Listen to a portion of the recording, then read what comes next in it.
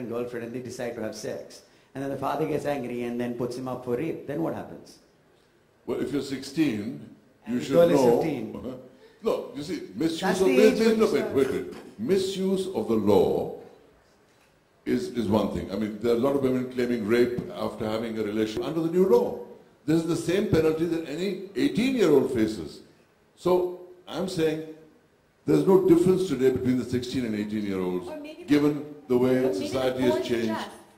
Or maybe the board says that these two are... The thing is that just by changing this law, aren't they going to then be lax about sensitizing the police, training the police, perhaps getting some infrastructure in place? Because I think that's where the real work... That's a very important point that you raised earlier also, and there's another point that you raised just before that, which is the one about consensual... People aren't more vocal about reform and infrastructure as opposed to the law.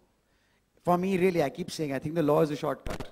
It's an excuse not to implement but in that period, but then, you know, then to add flame to the fire, what would you tell a person? A middle ground, like as they were mentioning, if they can take specific cases and treat them separately because of the nature of the crime, and I think you also in agreement with that. I think all of us are in agreement of... But not treat them as adults. But not treat them as adults. No, that I'm not for. So because I think, like I said, this boy who was in the Nirbhaya case, who was raped and grew up on the streets, you think there aren't 30, 40, 50, 60,000 more of him right now? You don't have to be in a jail to be raped and be hardened. Life will do that to you. Just because we have kids on the streets right now.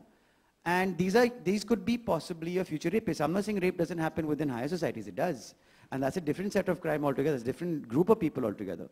So you've got to take it each and compartmentalize it.